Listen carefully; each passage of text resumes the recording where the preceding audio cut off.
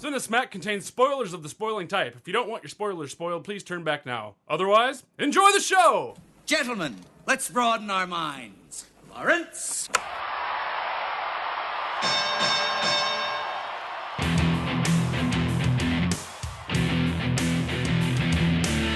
Ladies and gentlemen!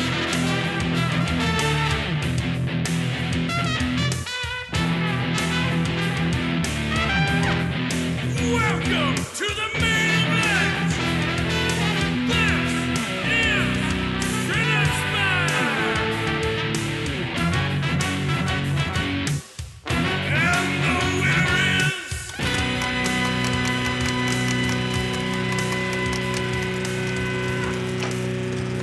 Hello, Cinesmacketeers, and welcome to Bout 169, nice, of Cinesmack, the podcast about films by filmmakers. I am this month's guest host, Kyle Fine.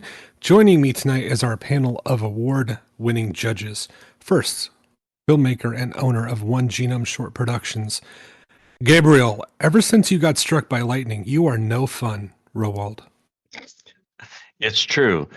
But are you ready for some meteorological movie magic tonight? I can't say that word. Meteorological. Easy for you to say. Yeah. Well done. Second, filmmaker and owner of Cheshire Moon Films, Tom. She did not marry your penis, Haggis. Oh, I thought you were going to call me finger of God. But they both work. You're good. All right. Oh, okay then. She did not marry your finger of God. Third, filmmaker and owner of Arizona Ink Studios, Andrew. Hillbillies with a YouTube channel, Zumwalt. It's the Fujita scale. It measures a tornado's intensity by how much it eats. Very nice. I'm hungry and horny. Fourth, last but certainly not least, filmmaker and your normal host, as well as the owner of Southsider Studios, Mike, the Suck Zone Keeler. The extreme! It's the extreme. I think, Kyle, you were generous in saying normal host. I think so too. You're typical, usual. No. Yeah, none of them. Yeah. Yeah. Yeah. Your host by default.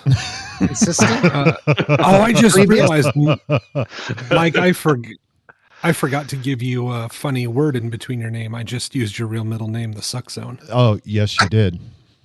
Sorry. I appreciate okay, how about, that. oh, God, you got a lot of beef. There, we'll fill that one. All right, That's kind of the same. Yeah, now you think about it. Got fingers of God, married in penises. This is a very erotic opening, and I did not intend it this way, but it is as nature intended. So let's go ahead and poke the monkey and find out what movies we're talking about tonight.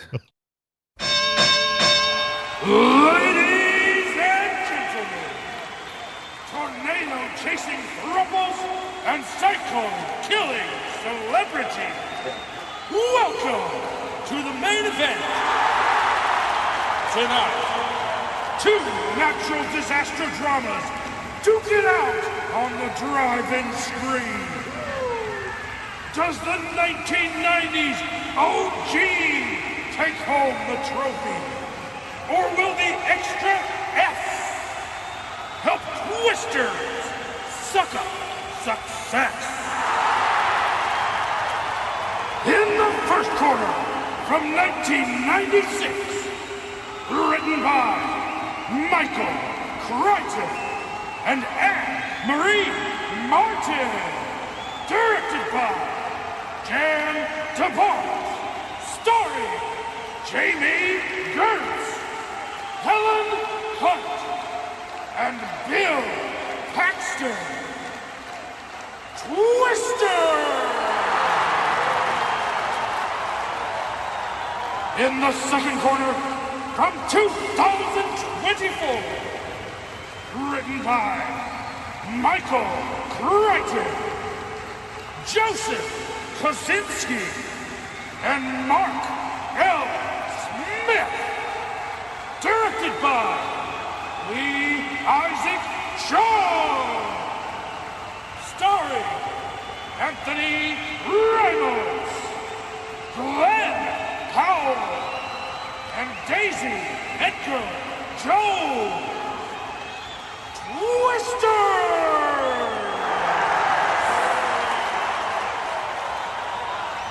Well.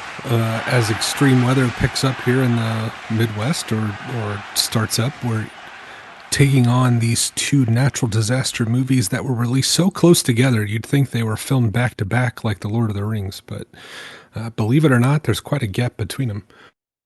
But is that the only thing that separates these movies? Let's find out. Go ahead and get started with the first round, which is writing. Well, for writing on these, I think one of the things that we need to note is that there's some fairly well-known writers on both of these.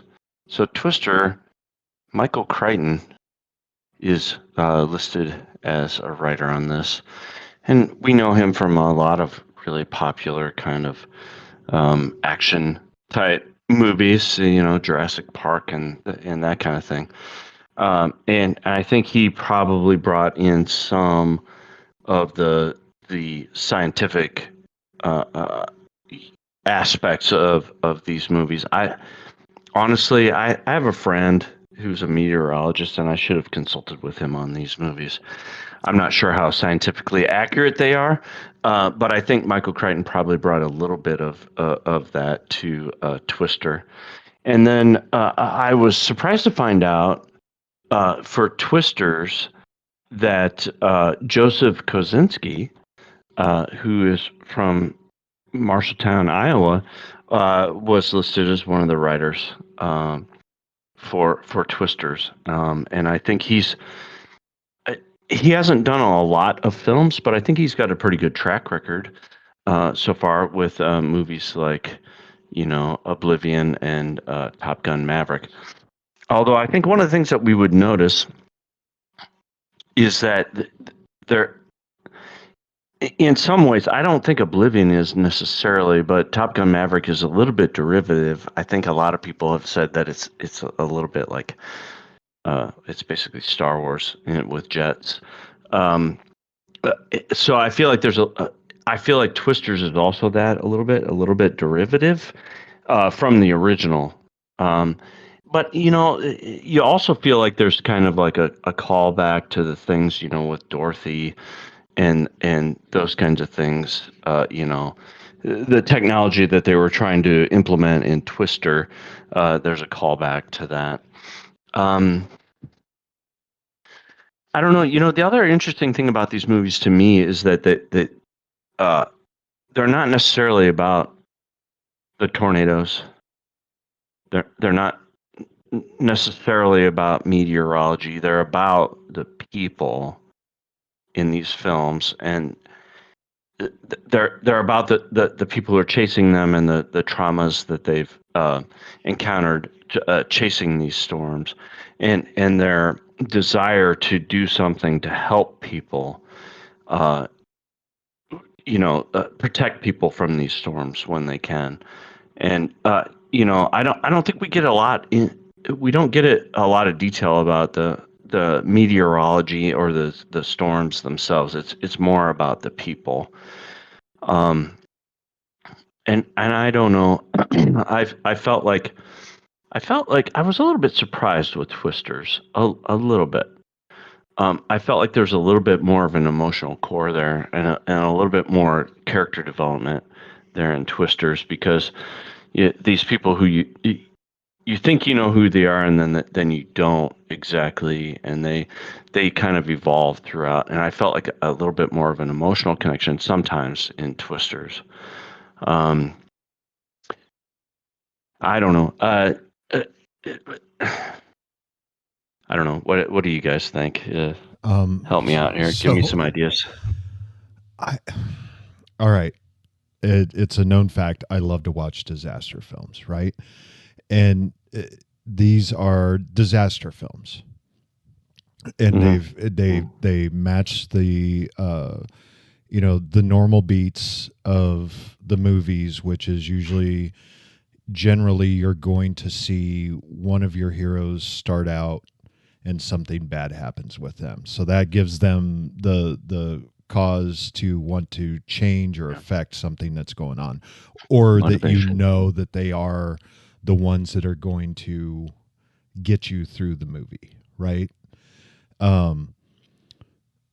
And I felt like in Twister, that was definitely, I mean, both of them did a really good job of establishing the main character in the film as someone who had a tragic event and decides it changes the course of their life.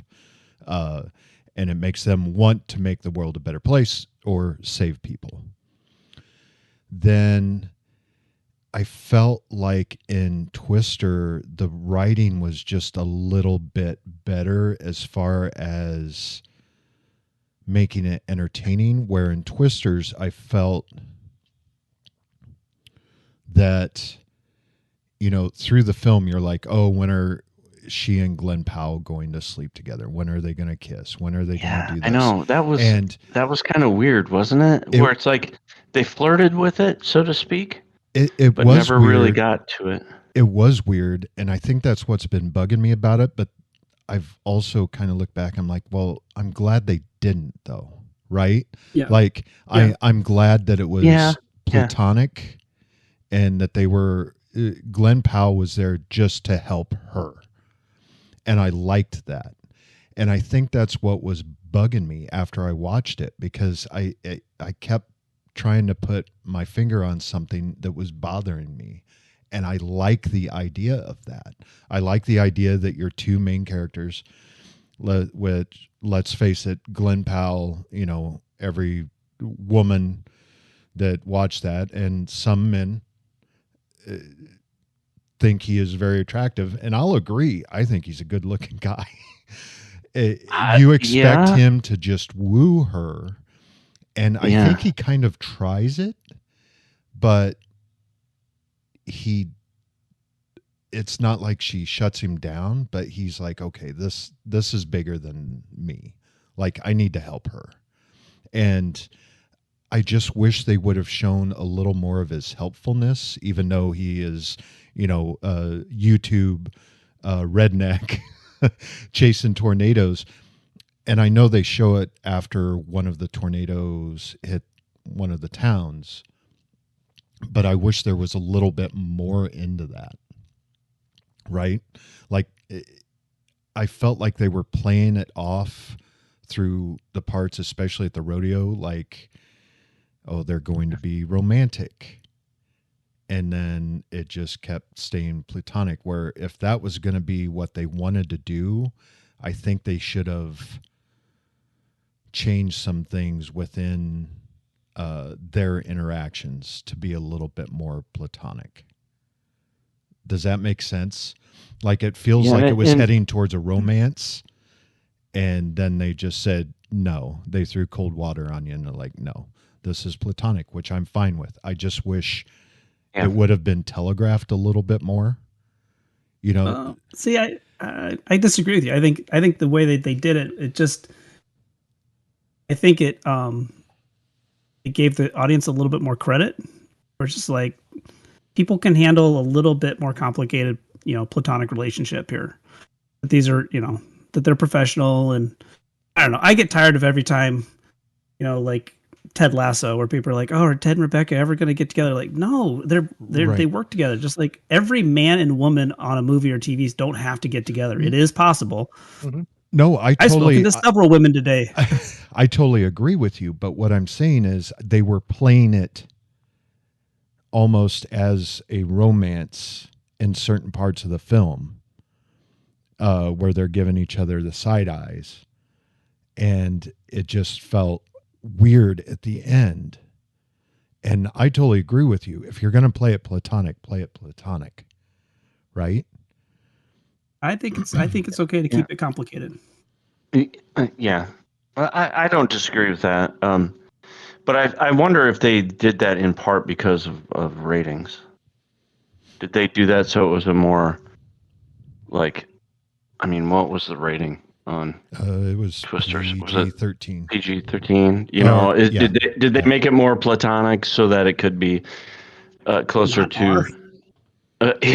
Yeah. Well, We need a graphic because sex scene during a tornado. I like the idea of like when she just went out and got in the truck. I'm like, you fucking go do it. I knew exactly where she was going. You knew exactly what she was going to do, and I loved that.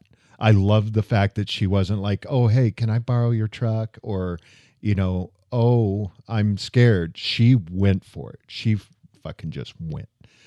And I like that. And like I said, I like certain aspects. I just felt like they were trying to build chemistry and it just did not pay off. I feel like they should have left that they should have worked more towards the working together chemistry instead of the oh, he's spending the night tonight chemistry. Like it's just I don't. it, I it, no, it I fell disagree. flat. It fell I flat. think I like that they did. They did. They could have a man and woman with chemistry and it not be romantic. So I just. I don't know. I'm glad that I see, and I did feel like they didn't telegraph that.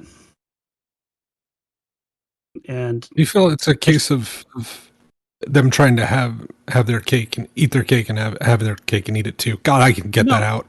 Where they're like they want the idea and the feelings you get from the will they won't they, but they also don't want to force that I think that's exactly and what it subvert was. your expectations a bit. I think that's exactly what it was. I think it was I think it just was a time sloppy issue. and absolutely it could have been. And I don't want to take trivia away from Kyle, but apparently they actually shot those two kissing before she went into the airport terminal. Yeah. They shot You that gotta- and they took gotta it give out. the editor options. Well, Yeah. but here's the thing. Here's the thing. I think they were planning on doing that. I think they were planning on making it romantic, which is my way of saying they changed it in the edit room, and they didn't have enough to show the chemistry working together. Instead, they had the chemistry will they won't they, and it just it fell flat for me, and I think that's what bugged me the most. But I loved how they wrote her and her drive and the fact that she walks away and she knows her shit. She walked away and everything kind of mirrors, let's face it, everything mirrors Twister, right? Every trope in Twister plays out in Twisters. It's just an updated Twister. And I'm fine with that. It really is. But yeah. I don't think it has nearly the impact, which I'll get to in acting and directing. So just for me, I felt like the writing did not service the film very well. As far as do you feel like there was chemistry between the two characters in Twister? I did. I felt like those two were getting along together like good friends that happened to once be married together, right? Like I really liked the chemistry between those two, and I liked the chemistry between the two in Twisters. It's just if you're gonna change the original ending, then you've got to go back and change some stuff in in the previous rest of the film to not make you sit there and think that. I just think it felt disconnected. Yes, I felt it was very disconnected. I felt it was like a last minute rewrite in the edit booth. Twisters? Yes. See, and I would have felt like the kiss would have come out of just like, I don't know. Leave the audience wanting more. If you give them the kiss, then they give them all right. But there's more to the movies than these two. That's correct. That's correct. Together. Well, and that's all I was gonna say is in actually both of the movies, they have this semi kind of undertoned love story going on, whether it's complicated or it's complicated, because they're both movies have a complicated relationship in them, and I don't feel like it was needed. Like, it feels like they brought those in because they were afraid they couldn't just tell a story about tornado chasing, and that the extra love Yeah. part of it, like, to me, and it works, I think, much better in Twister than it did in Twisters. But I don't think either one of them really, like, if you take that out, you still have a story. You still have a great movie in both cases if you take out any of the complicated relationship parts, and they're just now just friends, or they're just now, like, I believe the complicated relationship between Javi and her way before before it was the I can't think of his name. Tyler. Tyler, thank you. Between her and Tyler, like, the Javi and her it was very awkward, and you could tell they were friends, and this was just not. Right. They were there, they wanted to, but this was something she couldn't get on board with. But at the same time, she was there for her friend, and you could feel that tension, and that felt more real than what they tried to do with a little bit of the will she, won't she kind of feel. Exactly. And I don't think it was necessary to even have that. That was where it felt too much like, well, the first one had a love complication, so we should probably do a love complication in this one. And that was the only problem I had. It's a Hollywood movie. There has to I be know. I'm sorry, but if it had just been, they're really good working partners, I don't know. I need a little bit of, Do you though? Can you not make an exciting movie about tornado twisting or chasing? It's a tornado, damn it. I can make it exciting. There are so many cool things that happen in both of these movies that we haven't even touched on, that we don't need the love story. Okay, so I'm confused because, like, at one point you guys are saying that there was, like, it felt like there's this chemistry and this thing happening between them, and then nothing came of it. But then it's like, there's too much chemistry in this movie. I did not say that. It seems like I did not say that. That's not what I said. That's not what all I said was, I don't think it was in the first movie. I think the complicated relationship between him and his soon-to-be wife and ex-wife complication worked better than the weird complicated, I think we're going to have a love story but not quite. That's all that I'm saying. And my overarching point was, I don't think either one of them was needed. And it's fine. I just don't think we needed the love story at all. Just like a Twister, we're starting to go round and round in circles. Right. We didn't even talk about the good shit. I was gonna say it's not a disaster movie unless you have a bunch of extra, personal life BS in it. That is true. I was going to say that Yeah, you are 100%. So go ahead and I would have been really upset if there was like no personal BS in it. That's what I like about the Side Adventure and Towering Inferno, is all the extra personal bullshit that happens behind scenes. The drama, right? The drama, absolutely. Oh, Mike, you're sucking us back in. Thank you, Tom, while you're talking about disaster films, not to mention Earthquake, my least favorite movie of all time. Let's go ahead and get to the vote. Let's start. Holy shit, really? Already? We're way past. We're way past. We're way past. I got tons of notes I didn't get to say, but I got the next category. That's what I'm saying. You can listen to my shit. You can leave it for overall, Tom. All right. No, I won't. Tom, why don't you start? Shit. I didn't read my notes. I'm gonna go with the first one. Twister. The one without the S. The one without the S. You can just say singular Twister. Gabe, singular or plural? Singular. Okay. Andrew? Singular. And Mike? Singular. Yeah, I would have been kind of mad if you talked all that bullshit and then voted for Twisters. No. All right. Michael Crichton and his wife, Anne-Marie Martin, were paid $2 million for the script to Twister, which at the time made it the single most expensive screenplay ever purchased. Both Joss Whedon and Steve Zalian, who I don't know who that is, but he was part of the trivia with Joss Whedon, so I included him, were brought in as script doctors for a fee of $100,000 a week. That's pretty crazy. And then for Twisters, at no time during the 2 hour and 2 minute running time are tornadoes, or anything else for that matter, referred to as Twisters.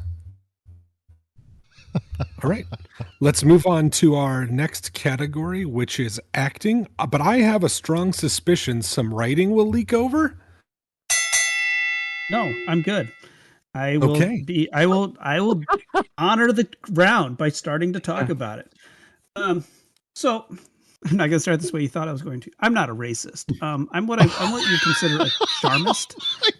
When I see a tall, decent-looking guy with a big toothy smile that all the women swoon over, I immediately tell myself I have to hate this person.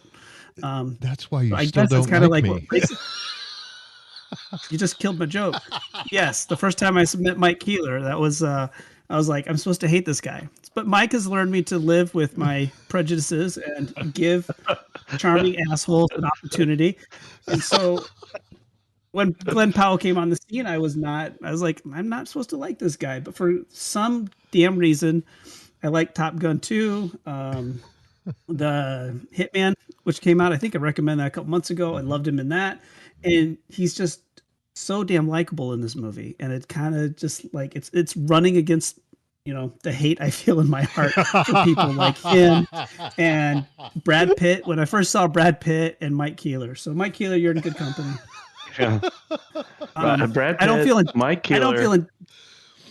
I don't feel intimidated by it. I'm just pissed off that they have it so easy. Like all they have to do is like lean and smile and they get what they want. And it fucking pisses me off. Fun fact, it sucks down here, you tall bastards. Most of Mike Keeler's life is spent eating, just like Brad Pitt. Yes. It does make me feel good that you bump your head on things more often than I do. So I'll save it for overall. Got to remember. Good, save it for overall. One of the things I thought, and I guess maybe this is kind of a writing thing, but one of the things I thought, one of the things that annoys me about movies is there's always like this writer trope. There's always this like they somehow find some way to put a writer in it. Like Tombstone, Jason Priestley was a writer. In the Twisters plural, there was the English writer.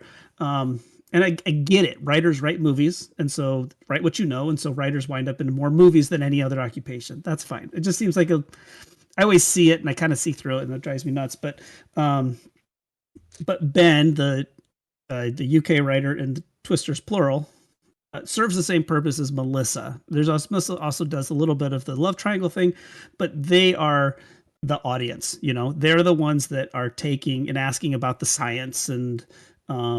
We can't raise our hand in the middle of a movie and ask, how do twisters form? And so there are characters in these movies that ask those questions for us. And Ben and Melissa are those characters in this movie. And I think they both played them really well. I mean, I don't think when I saw Twister, I would realize that Jamie Gertz would wind up being like one of the filthy richest people in the world. I don't know if you guys know this. She's like worth $3 billion. Yes. She is rich. Yes, She is crazy rich. Twister? Yes, Jamie Gertz is worth like $3.5 billion. It's ridiculous. No, I mean she got rich from Twister. Like what kind of deal? No. No, she and her husband are really good investors. So, I was like, wow. Yeah, no, it wasn't from the movie. So, but anyway, I think I don't know. I don't want to talk about besides the chemistry. I think the supporting cast in both movies are really strong. I guess maybe in Twister singular, it's a little bit stronger. You've got Oscar award winner in there, and there's it's amazing the people that came out of the first Twister movie and all the twists and turns that happened. Like, that Bill Unintended? Paxton and Philip Seymour. No, Philip Seymour Hoffman and Bill Paxton are dead, and Philip Seymour Hoffman won an Oscar, and like. I mean, if you look at that cast, did you really think Dusty was going to be the first one out of that cast? No, second one to win an Oscar. I think Helen Hunt won one too. So, but anyway, I think both casts are really strong. And I will tell you, I love both these movies very much. They're infinitely entertaining. I will never get tired of watching them. I've been to Wakita I've actually been to Wakita, Oklahoma, and laid in the rubble in 1997 when the set was still piles of bricks, was still in Main Street. And I have a little orb, a little weather orb that I bought from the souvenir shop. It's great. So I love these movies and I always will. So that's kind of where I'm coming from. Yeah, as far as the acting goes, uh, well, watching Twisters was a little bit kind of nostalgic for me. I had seen it before. I didn't remember very much of it, but it was a little bit. There was a little bit of sadness to me to see Bill Paxton and Philip Seymour Hoffman in it, and knowing that they're gone. And I don't know that I feel like it was Bill Paxton's or Philip Seymour Hoffman's for that case. I don't think it was their best performances necessarily. I mean, I love Bill Paxton in Aliens. He's so fantastic in Aliens, and I really liked him in Edge of Tomorrow. It wasn't a huge part, but I just really liked him in that. Don't forget and True Philip Lies. Seymour, I knew you were going to bring up True Lies, Mike. True Lies, yeah. Well, and then Philip Seymour Hoffman, it's like obviously he had so many great roles after that. I felt like it was a little bit kind of beneath him a little bit to be playing this character in Twisters, where he was just kind of like this, I don't know, perverted weather nerd kind of thing. But it made me a little bit sad and nostalgic because they were gone. I enjoyed the performances in Twisters. I think I'm with you, Tom. I think if I met Glenn Powell, I would want to punch him in the face. I don't know why. Because he kind of. Yeah, absolutely. That's why I want to punch you in the face, Mike. Next time I see you, I'm going to punch Tom Selleck in the face. But really, he's got this like kind of smug look and feel to him, and yet over time, he became kind of more approachable. Like I felt like. Well, I like him a little bit more. He's this, he's got this persona for his YouTube channel, in the movie and that kind of thing. And he's got to be kind of, confident and cocky and, over the top kind of thing.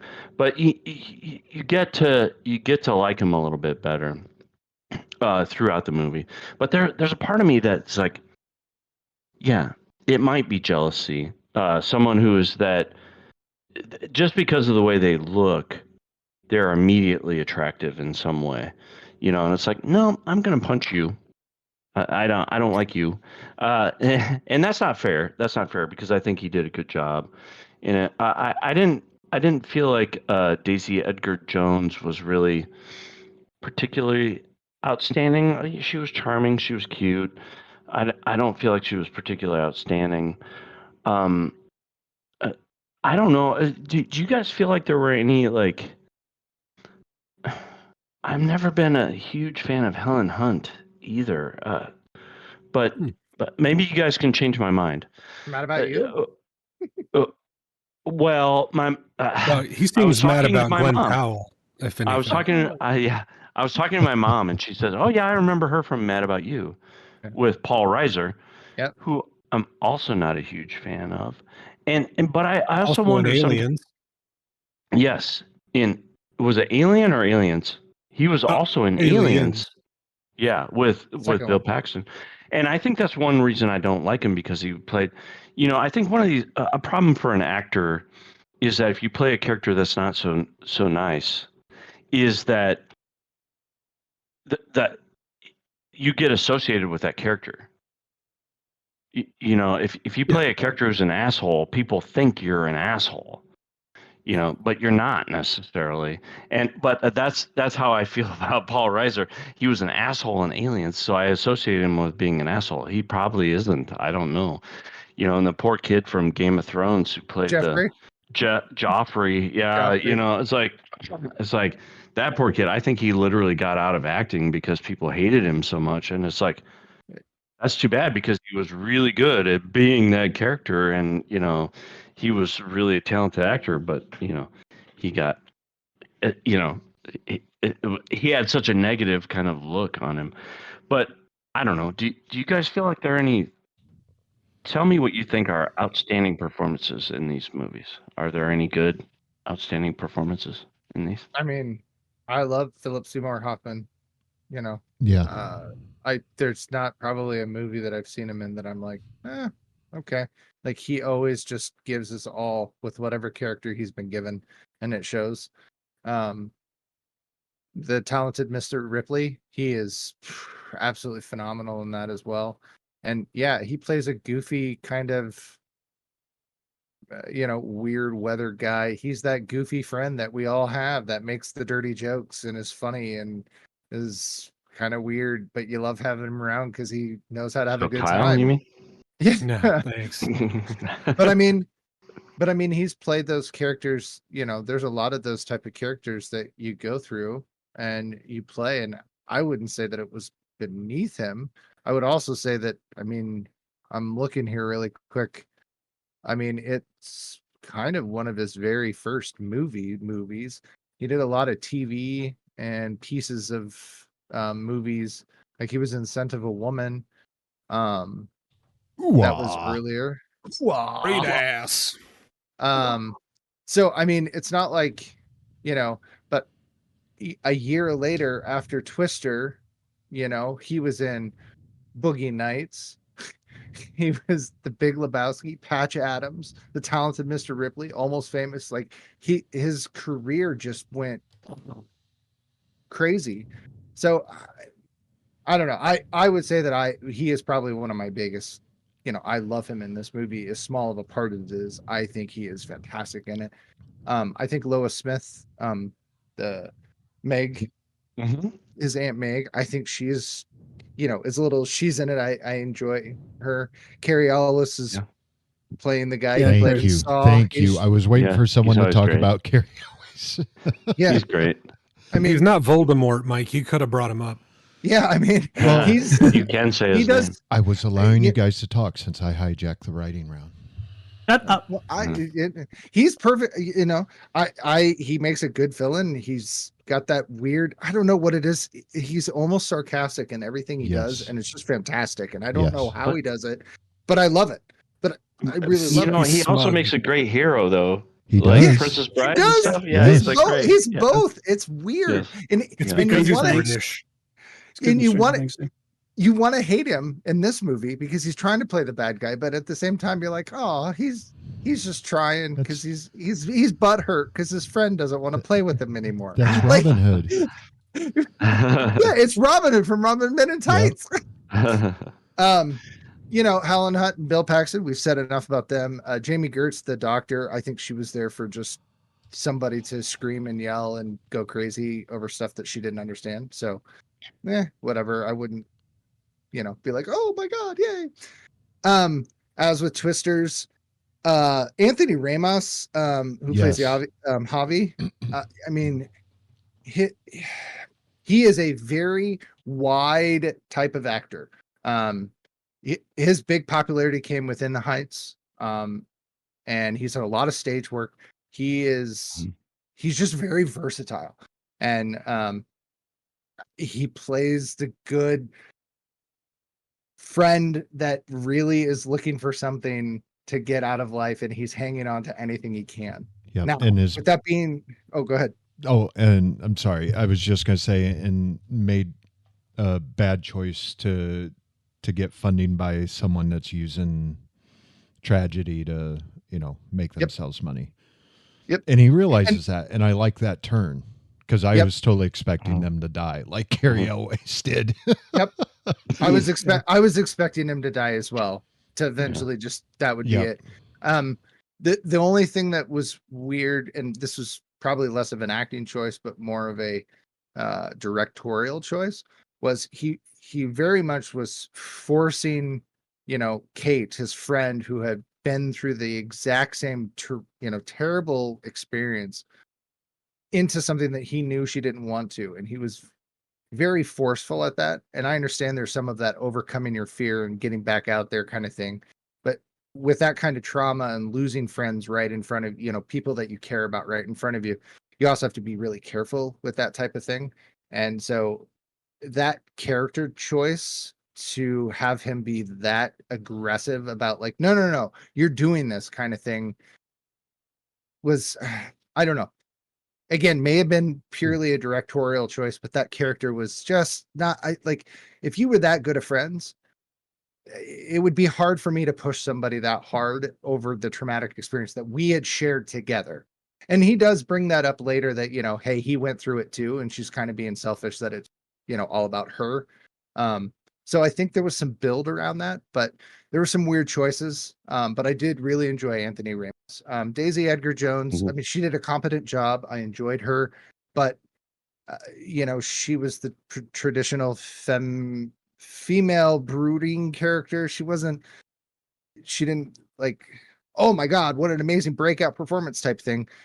She did very competent for her role. She was very believable. You could see the shift in her character and the change in her attitude as the movie went on. She went from that, I don't want anything to do with this, to this is actually what I love deep down inside. And you could see her excitement change. And I could see that in her character. Again, she had to perform that. So I think she did a very nice job of doing that. But those are the ones I'm going to pull out because you guys talked about Glenn and how much you hate him. So I just No, want we to say like real Glenn. quick. oh, we like Glenn. I'm sorry. We like Glenn. We're just wanna- uncomfortable It's a with it. love-hate relationship. Okay, all right. Sorry, my bad. Yeah. It's a real will they won't they. I just want to say ditto. But also Jamie Gertz and her husband own part of the Milwaukee Brewers and the Atlanta Falcons. There you go. Holy They're shit. they're Wow. their own two subpar sports teams. sports Rich. franchises. Yeah, but bad ones. They own part of bad franchises. That's okay. Just saying. Somebody The has to. Brewers. Good lord. Somebody has to. Oh, do they? I don't know. That is a philosophical question for another time. was I just like to Mr. point Deeds. out too that I think it's hilarious. Now Mike has to. Mike gets to go over the timer, and I have to deal with it. Oh Man. yeah, no. Now the tables have I turned. just said ditto. Now the Everything well, no, everyone then you went said on and is- talked about Jamie Gert. You still think you're the host. That's the problem. Is you haven't realized you're not the host yet, and it's okay. Maybe you'll get it. Maybe you'll get it by the next round. No, I will not put my claws back in. We didn't even talk about Paul Schreer showing up. It's a little cameo. Is the Sure. Yeah, they had that. That Yeah. guy was. Yeah, what are they doing? Like, what a weird cameo. Yeah. Like, At the God, end, that's well, weird. yeah, where he was, yeah, yeah, he was that's- the guy at the that's airport telling him to move his truck. I mean, Yeah. if you're gonna have anybody do that, it's got to be Helen Hunt, right? Have Helen Hunt be like, "What are you talking about? I never chase storms. I got a twin sister who did that. Move your car." That'd be a great way to go. Okay, let's make with the voting. We're gonna start this time with Gabe For the voting. for acting. Yeah, that's how we do I this. have to think about this. I have a little bit of nostalgia, so I'm gonna go with Twisters. Twister. Okay, Sorry, Twist- singular. You man, Twister. come on, man. Singular. Sorry. Right. Nostalgia. Bill Andrew. Paxton. I'm going for Philip Seymour Hoffman, so Twister all the way. Mike, singular? Tom. I'm gonna go plural because Oh, write that check. Boy. Write it, Danny. This- Write that check. People pounds. People Didn't pounds, somebody- bruv. did I'm sorry, did it get like straight vote in the first one? Yes. And I think wasn't you're listening. aware. Anyway, so no, I'm giving it to it because something we haven't talked about is that the sequel could have been really bad. And I think a lot of people were expecting the sequel to be really bad. And I think I credit the three leads for being able to really put together a really good movie. Anybody So, else see that? Was it a very- sequel? Hmm. We'll talk That about was that a later. sequel. Sorry, sorry. We'll talk Is about it, that. did I mean, did they anybody else even see that? they even have Dorothy on the. Dorothy's in there. Yeah, Yeah, so So it's it's it's same obviously a universe. sequel. With Dorothy Sorry, with the Kyle. little I'm really pop sorry, can Kyle. things. That was my fault. This My is so fault. much fun. You know what? I think this show being a disaster is fitting with the theme, so I like it. Now I forgot. Now I forgot what I was. Oh, Even gonna one more say. thing about God Jamie damn it. Gertz. Oh, Jesus Yes, Christ! more, Get a room. more Gertz trivia. It's spiraling. Give us the Gertz dirt. There you go. All right. I'll think of what I was gonna say later. Oh, yeah, I was gonna say, did anybody see that very British gun come into frame and then go away once Tom voted for Twisters? I did. No, I saw it. I saw it. no, it's I not. believe it's the same gun you can find on Danny saw- Boyle's Facebook page that he's holding. Yeah, I saw a guy in a 28 decades later rap party shirt in the back there with a very British gun. All right. I really thought that it had Oh, I already bet been you did. broken. You're Okay, brainwashed. MI5 has brainwashed you. Okay, and it's MI6. No. MI5 is the secret one. Oh, I thought MI6. Oh, all right. Oh no, Danny's saying now it's MI7. And, See, and he's shushing me. And he- Isn't you're the it worst super double secret? agent I've ever met. It's the double super secret probation And I've agency. met a lot of double agents that I'm aware Not of. anymore. And some I don't know are double agents yet. This is getting us nowhere. Yeah, In let's an go. early scene, when Philip Seymour Hoffman is sitting on a lawn chair, he lifts his leg in the air while laughing. His genitals were fully visible for a split second. It was edited out of the DVD and VHS releases, but was leaked from VHS screeners sent to industry professionals. Oh my god, that's amazing. In the movie Twisters, Helen Hunt was actually off. Helen Hunt had been keen to do a sequel, pitching an idea that she would direct it. However, she was instead only offered a cameo role, which she turned down. Ooh, that's interesting. Offer her a cameo role in Twisters. I don't know. Get some of that Gertz money. So they got Paul so- Scheer. Well, so my question. Oh yeah, with a bit of the Helen Hunt money. You're talking, Andrew. You're starting a conversation between rounds. This is unprecedented. I'm just We don't do curious this. if on don't the do big this. screen you could see Get out of the Seymour suck zone. Hoffman's Get out of the suck His zone. Seymour? Suck zone. His suddenly Seymour. is suddenly Seymour. I mean, because Yeah. that would be a bigger screen. Yeah, on a big screen, you can see more. You can see more of his Hoffman filling up the screen. Anyways, I'll be here all night. Unfortunately, moving on to the next round, which is directing. Oh, okay. Which Yeah. is directing. I gotta click And take the two. thing and we'll do It's that directing. thing. Yeah. And take three. So yeah, let's we can talk about the director a little bit, and I do want to touch a little bit on some visual effects a little bit, and then maybe we'll get into more of them with music or in overall as well. But so Jean Debont, who did Speed and Twister, he did Speed 2, which is odd. The Haunting, and then Lara Croft Tomb Raider: The Cradle of Life. Speed, fantastic action, powered, all the way through. Twister, I would say, is a very strong action flick for, as much excitement as they could to make the antagonist basically tornadoes throughout the tornado alley. So did a really nice job. There are some really, I would say, fascinating moments in Twister, shots of destruction that are very reminiscent and realistic to what it would actually look like if a tornado had gone through those areas.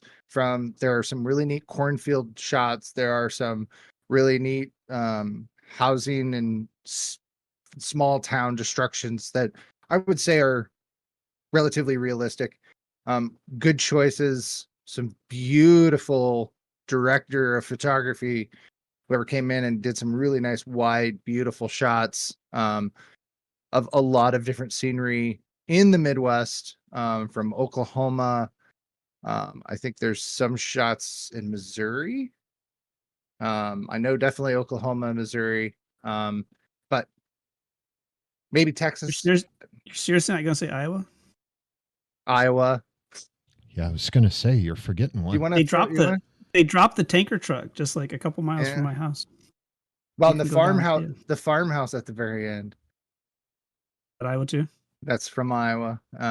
In fact, the young lady that comes carrying the director's baby at the very end. I worked at church camp with her actually, so years and years ago.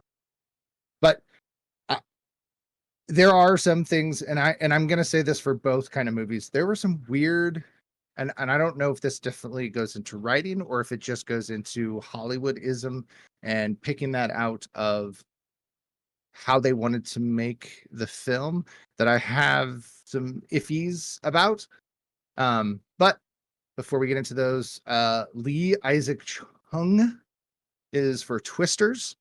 I had looked through his stuff and still kind of looked through his stuff, and the only things that I know of on his entire list was The Mandalorian and Skeleton Crew. Other than that, I don't know any of these other movies, so Nerd. I don't really have, huh? I said nerd. Yeah, well, Minari is actually a really good movie. and And in some of these Yeah, other nominated ones, for an Oscar. yeah, some of yeah, these other and the ones supporting may be. actress won. I've just Yeah. never seen any of them, unfortunately. Oh, no, I understand. So I felt that again with the updated technology, there is a watching these back to back really accentuated this too. I watched Twister and then I watched Twisters, and the difference between shooting on digital and shooting on film is so dramatic. And even like just the wide shots and the things that they did are so, I mean, they're just the shot above the whole wind farm. That is such a beautiful shot and so well done. And it is so just crystal clear on that digital compared to when, even them shooting just the wide shots of the farm fields with the storm rolling in and Twister. It is a gorgeous shot, but it is definitely shot on film. Like And it's very obvious. it's also what's the term? They use it twice because there's a blade. They do. Yeah. That's So- like fall and then pops back up again. It pops back up. Yep. So, other than that, I think they were both movies were very well shot, very well directed. I think they got their story across. It's hard to direct something that doesn't exist, that is your main antagonist, aka the tornado. But getting the performances out of actors, as we had talked about last round, I think was very well done. Some of the visual effects shots, well, I'm going to applaud both movies for their visual effects shots because there were some astonishing visual effects in both of these movies, especially for, the 90s and the stuff they did with tornadoes and such. Unbelievable. In Twisters, my only real negative that I have about the visual effects is there are some really, really, really cool visual effects, some really neat stuff that they kind of probably just made up. The one shot, like where the cloud folds in on itself and stuff. So cool. My only problem is they didn't hold on some of the visual effects long enough. There were some really cool shots, and I'm like, oh, I want to see more of that. That was really neat, or that explosion. But they do an explosion and then they cut back to the guys in the car. And it's like, hold on to the explosion first. Okay. But that's my only criticism of that. Otherwise, absolutely gorgeous stuff. You bring on you talked about the wind farm and how pretty it was, and I agree. But the one shot that makes everything in Twisters look bad is the shot when they're going over the cornfield and the crop sprayer goes by and you go in towards the truck. Like, how do you time all this? How long did that shot take? It is absolutely brilliant, and I love that shot. Beautiful. And I'm a huge fan of Jean de Bont. I mean, you listed off a lot of his well-known film. I was kind of interrupted. Did you talk about his cinematography? Yeah. Because he was a cinematographer beforehand. Because he did a lot of production or director of photography for many movies, and it Yes. shows as a director. Yes, it does. And I really liked a lot of the shots in Twisters.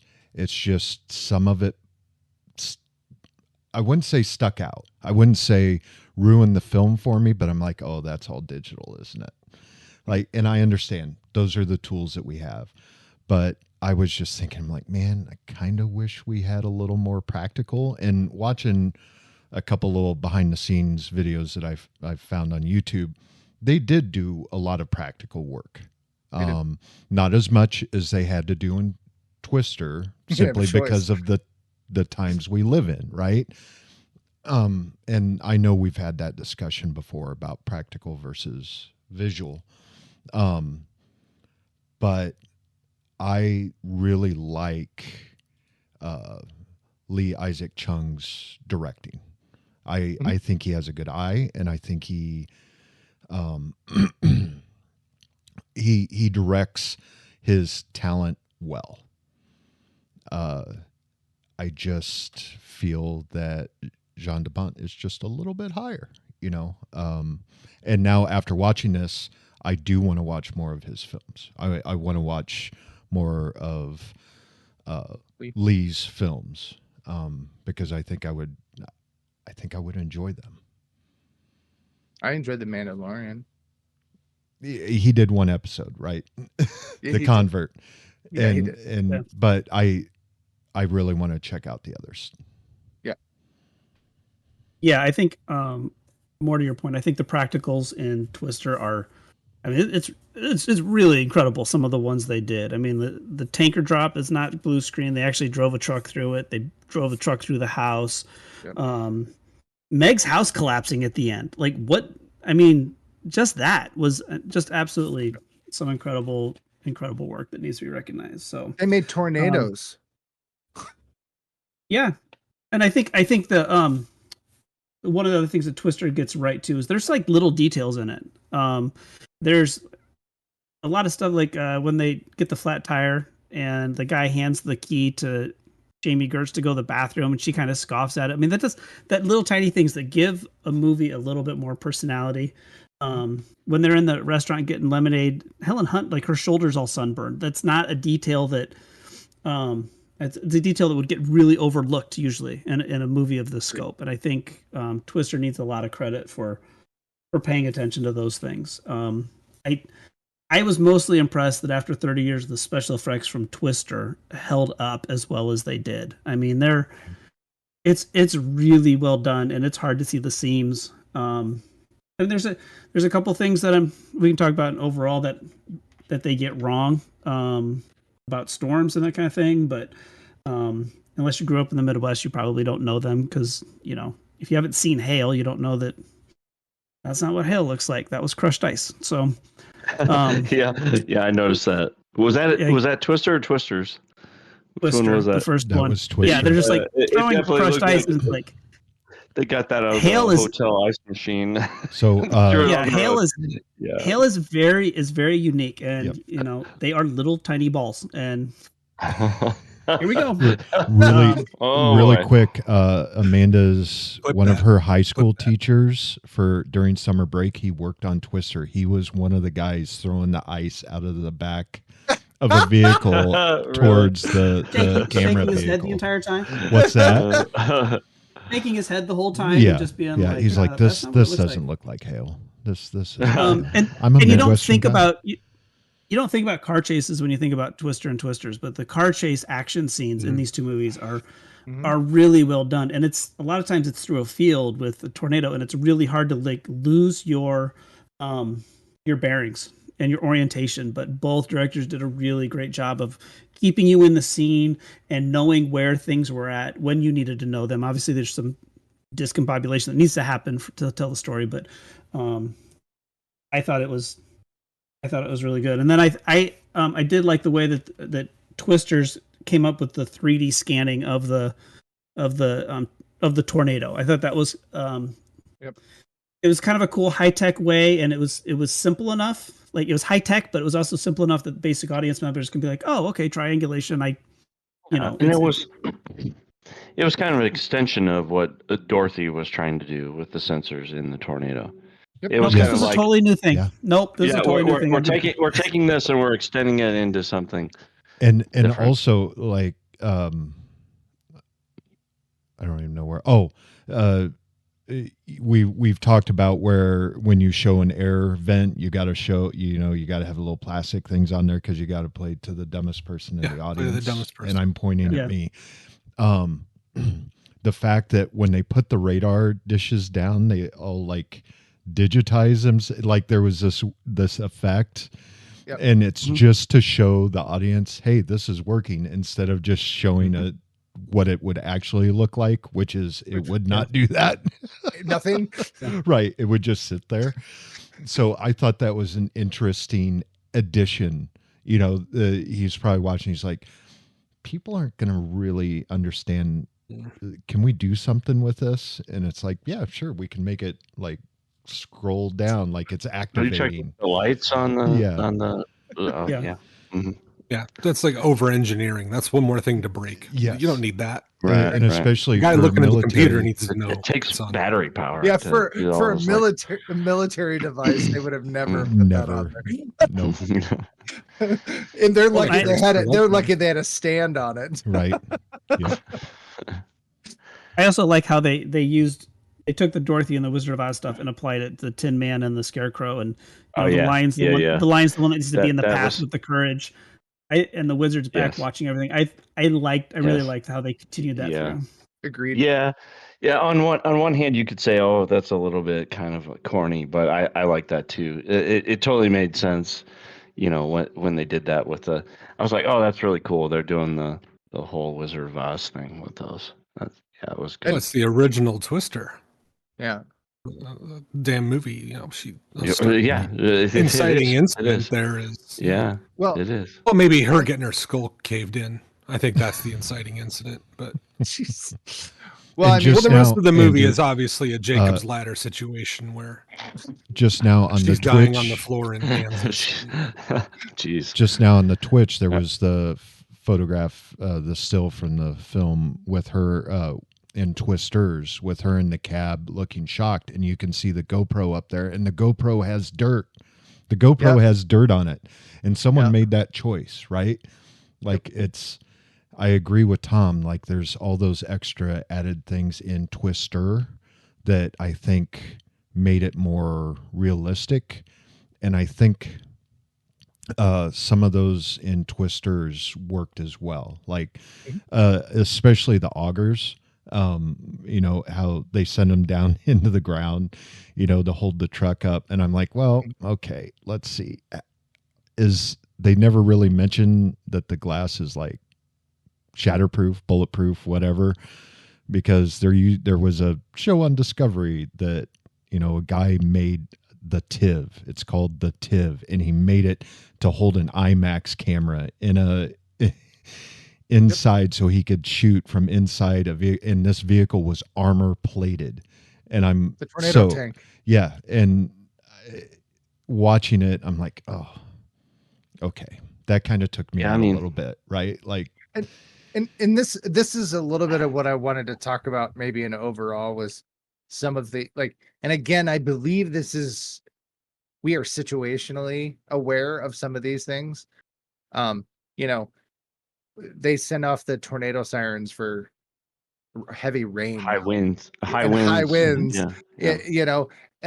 And one of the comments I made was, when the tornado sirens go off 9 out of 10 times, there's never a tornado. And I'm like, yeah, that's actually true. Like we hear the tornado. Most people are like, the tornado sirens go off, and we go, is it noon? Oh no, it's like Thursday at 4 o'clock. Saturday of the month. So there must be some bad clouds or something, and everyone goes outside to look. By the way, that woman's significant other in the film was played by Bill Paxton's son.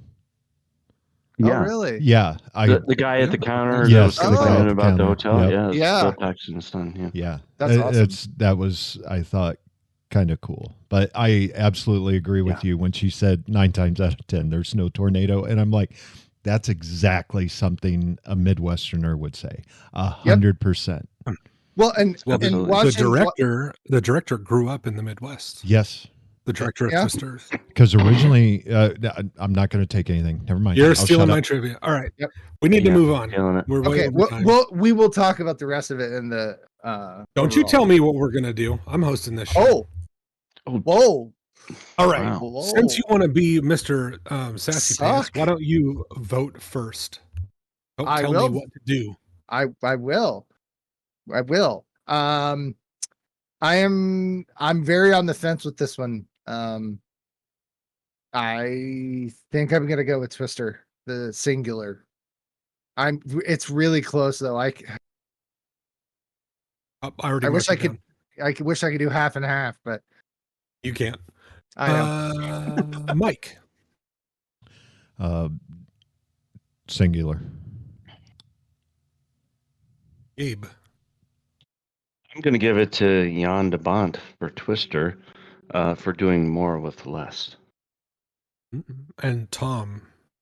And I'm going to go to Lee Isaac Chung because I think he did even more with less because this was a monumental task.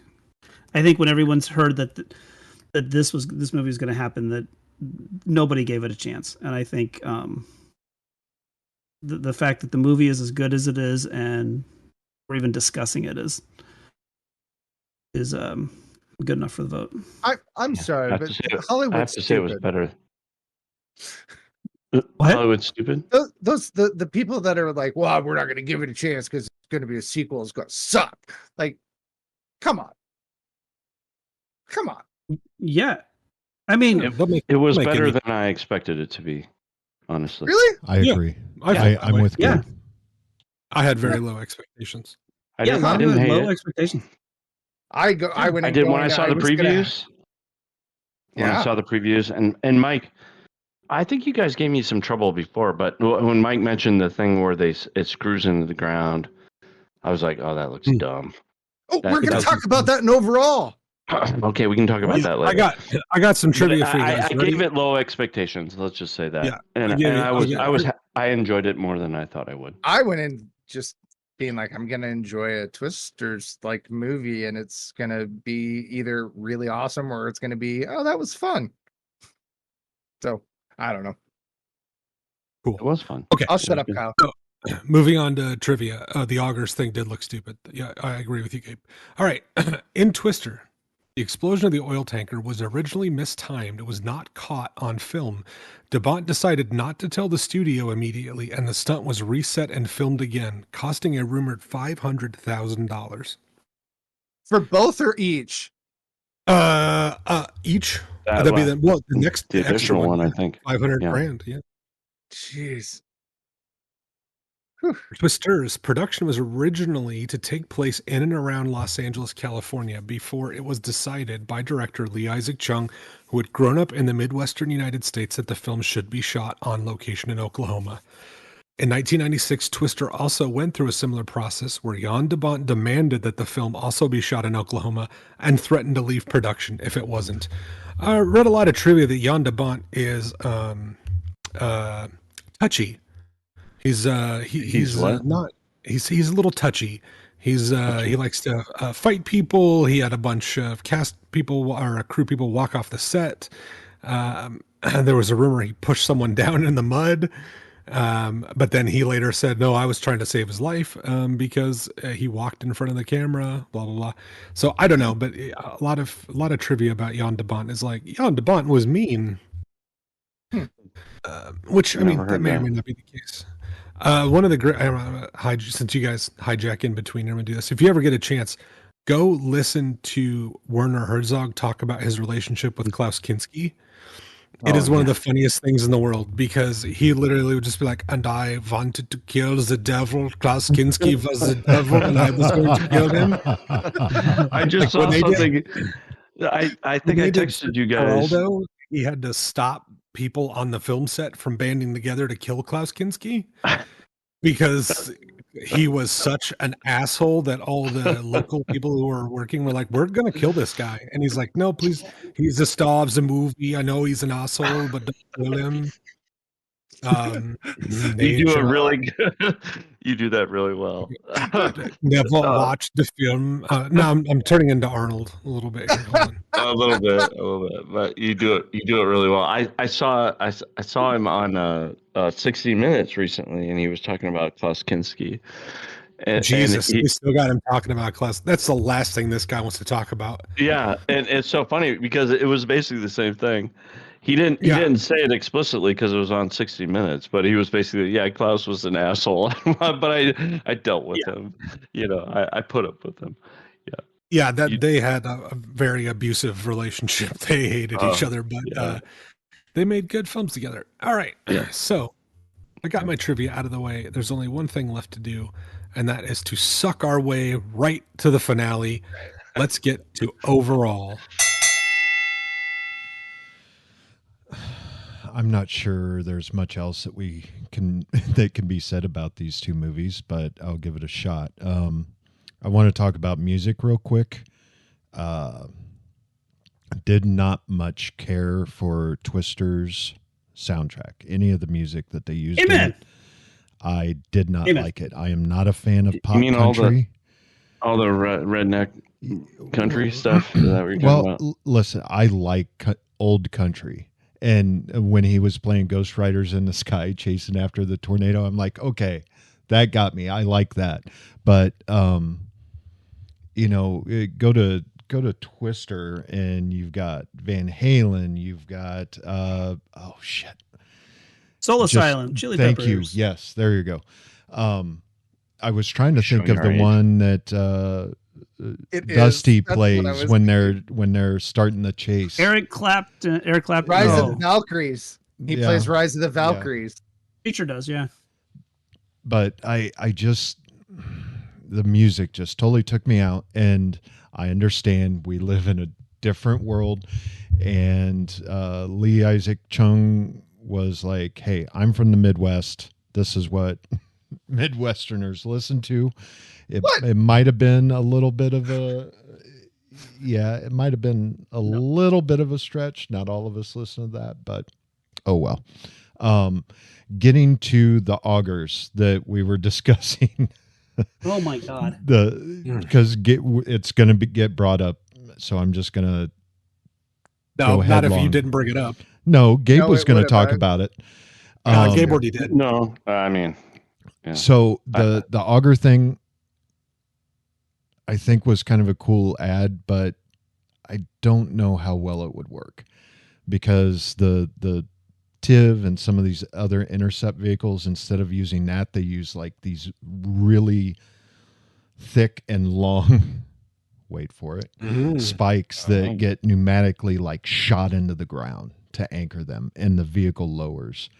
You know, first they lower it, then it gets, you know, shot into the ground. So I was, being someone that watched a storm chasing documentary on Discovery, I found this a little like that kind of took me out. So I agree with you. The augers were kind of dumb, but also I see what they were going for. I understand it, and there's no way it's going to dig in the concrete like it did at the end. Anyway, there's problems with that all around, but yeah. I did like the fact that in Twisters they took some inspiration from tornadoes that had happened, right? Like the movie theater was, you know, some people would go, oh, well, that's supposed to kind of mimic the drive-in theater. It's like, well, it was actually from a tornado that happened when, and they saw the footage from a Legion Hall that was showing a movie, and that gave them the inspiration to have that happen in a movie theater. And I'm guessing also they're like, well, you know, they had the drive-in theater. And then the water tower, the fact that it happened in that town, there were 3 storm chasers that were killed in El Reno during I think it was an F5 tornado. and that was kind of their homage to them, was having the tornado hit in El Reno. But Twister. Sorry, I'm gonna pause you real Yeah. quick, but and this is insensitive, but I'm gonna go ahead.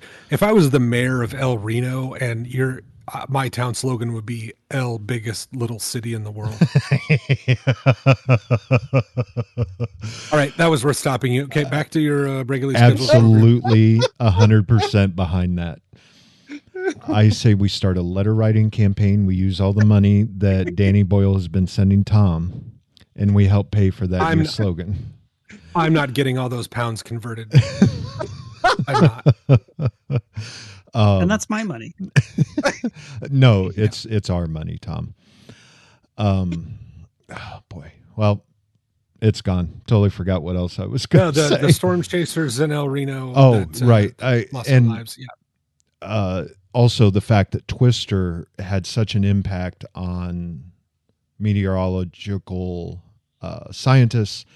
See, I have problems with that word too, Gabe. That's a tough one. It's better. It's better if you're drunk. That's true. Try to say it. I'm working on it. All right. I should be able to say it by the end of the episode. Good. I'll buy you some time. All right. That storm chasers, when finding out that Bill Paxton had passed away, they all set up and used their GPS to spell out. I believe, was it his initials? Yeah, I think so. Yeah. BP. And yeah, I think that's freaking fantastic. Like, yeah. You know, that movie spawned people that go out and try to do good. And I hope Twisters does that, because I think that's also sending the same message. And yeah, that's all I got. I'm out. You just made me think of something there, Mike. Twister, despite being a movie rooted in what they thought of hard science, had the same effect as a science fiction movie, where it advances technology because it generates interest in something. Yeah. I never thought about that, but a lot of the inventions and stuff that we have now came because people are fascinated with ideas in science fiction novels and making them a reality. Yeah. Twister created an industry around storm chasing that wasn't there, and it has advanced science. That's a good point. That's a really good point. You know, I would say that storm chasing, I would say for a lot of people probably was something never even heard of, and thought that it was kind of just a catchphrase buzz thing that us hicks do kind of thing. And I mean, you can be certified in it. There's now actual like scientists that actually go to school to become professional storm chasers. Like, it's a real thing. And I believe that Twister kind of was a launching point to make that a little bit more in the public's view, that this is a real thing. It's not just a Saturday afternoon, the tornado's coming, let's get in the truck, Mike. Well, and that makes sense considering who wrote it, right? Like Michael Crichton was always on the edge of science, like the leading edge of science. Like, hey, this happens. Yeah. I'm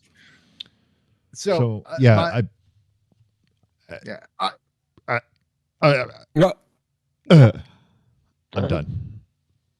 I'm just going to say this about the other problem I had with the whole auger thing was the radar triangulation things. When they set those down, I was like, that ain't gonna hold shit. Are you kidding me? That's not a great idea. There's gonna be an updraft, not even a tornado, but just an updraft coming off the side of the storm, and those things are gone. They are not standing in that. I'm sorry. I understand they're doing it for Hollywoodism. There's, people that do it and they think it makes them safe. And you know what? It may actually help protect you in some small situations. But if there's an F3, F4 tornado, I've seen it pick up concrete and the pipes underneath it like it was nothing. An auger holding your truck down, your sign, oh my God, you guys and the augers are crazy. Oh, dear Lord.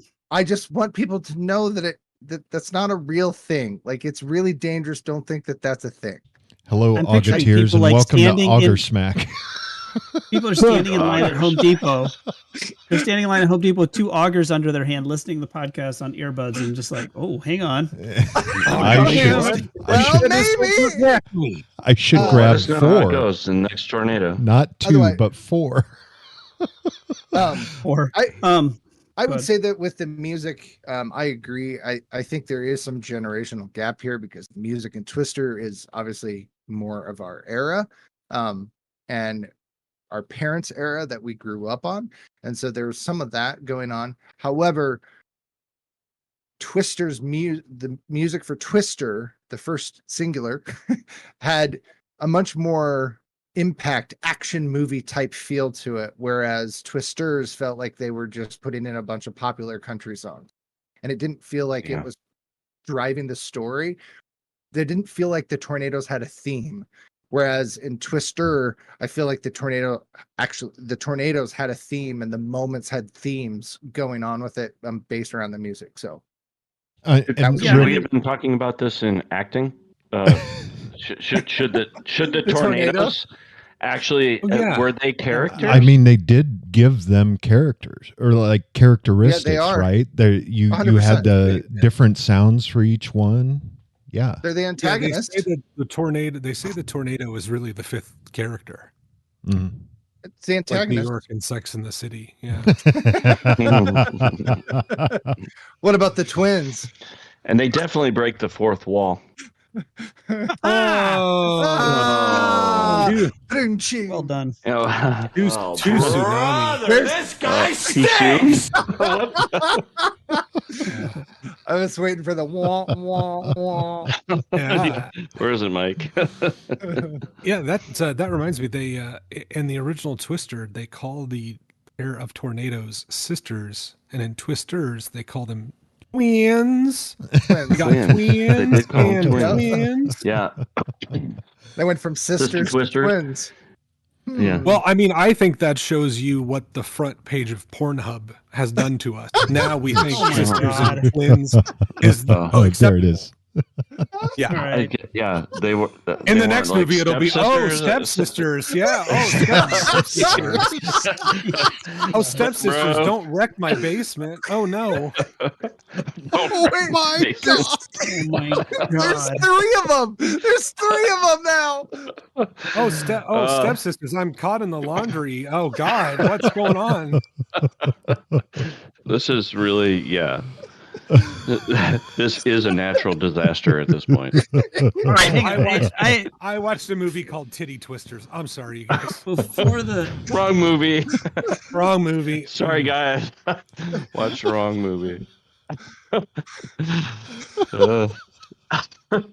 You think they ever did a porn parody of Twister where a guy was dressed up in like basically an outfit like Pigpen from the Peanuts? You know, there's just dirt and dust swirling around him. It'd be kind of funny. He's an F5. All right. There's a third script for you to write, Andrew. All right. A parody. Yeah. of All a right, different Tom, sort. we put it on the tee. Now go ahead and knock it out of the park. I don't. It's fine. I can't What really else can follow you up add? with that. I can't follow up with that. It's so far off the rails. I'm just gonna. I got so just getting rid of sidetracked my- with Auger I'm talk. getting rid of my notes. I'm all done. I got Welcome so back to sidetracked Auger with Talk. No, welcome let's- back to Auger talk. No, I think we should talk another 15 minutes about the augers and the lack of fucking in There- Twisters. there- I think there- it's Yeah, Oh, Tom, do you oh. think that they're going to get together? Like, do you think platonic storm chasing relationships are realistic? I think relationships that start in intense situations don't end well. I learned that from watching Speed. That's Indeed, yeah, Well Bond. done. Yeah. Beyond the mhm. bond. Thank Good you. job. That was nice.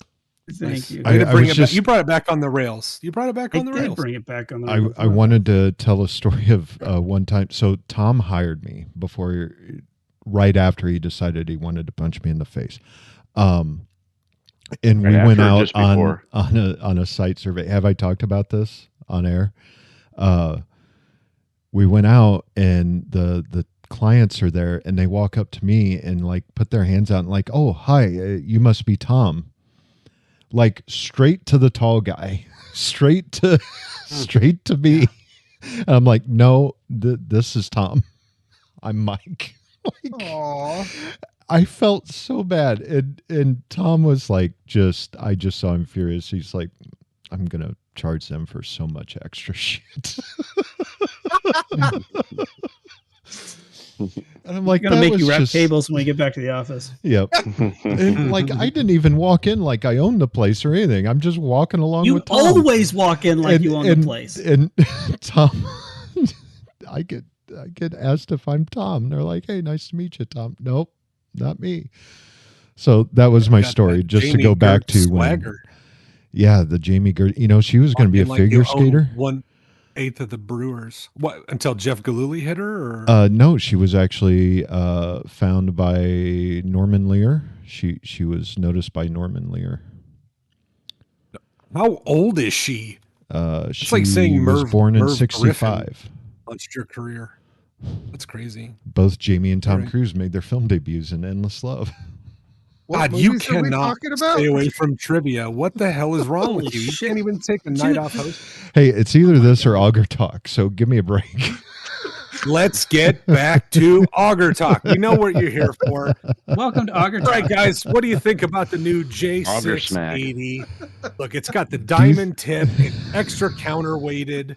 You can, I mean, it's compatible it can- with Kia K4s. It will keep your tiny sedan glued to the ground. You know what? I had think some K3s. Yeah, you know, I don't think it can do more than an F3. I had a No. couple No. K3s, and you know what? I thought they were going to Oh, get my together God. when I There were- used them, so I decided not to use them anymore because I thought they were in love with each other, but then they ended up just Turns out they're platonic Yeah, augers. yeah, One platonic will not augers. go Who into knew? the other, no matter how I know. attractive. they I know are. why. I know why they used augers. Shaped like a tornado. I wish people could see the look on That Tom's makes sense. face right now. I was like, where are we going?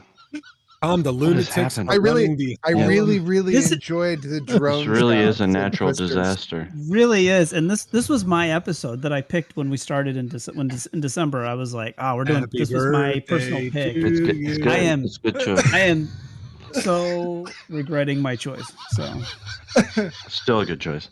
How is No, it because possible? it is still a good Witch Trap choice. And Shopping Mall were more on track than this. That's true. I know it's obscene. It's because these two movies, it's hard to talk smack about them because they're such good. Both of them are such good Yeah, movies. they That's are why. great Boy, disaster films. You guys really haven't found a shortage of smack in these two movies, to be honest with you. So I think Well. you're doing a pretty good job. I would look. I want to say one. I have one more beef with the original Twister. Beef. I doubt very much that there would be a F5 tornado at 10 o'clock in the morning, and I just that's always bothered me. That True. That's a really good tornadoes point, are Tom. typically at 3 to 5 o'clock, and that you could have a tornado in the morning. I'm not saying you couldn't, but Right. the strongest tornado on record would not be at 10 o'clock in the morning. So And at night, you get them at night a lot too. Yeah. Well, yeah, Yeah. and that was going to be a question that I was going to ask you guys. Like, how do you feel from like an actual scientific standpoint how accurate these are? I mean, they're heightened science to some degree, right? They're dealing with natural phenomena that Right. we know some stuff about. But I know in the original Twister, a lot of the stuff they were playing with or claiming, even the data they got from Dorothy, was theoretical. No one had ever mapped anything like that before. That was true at the time.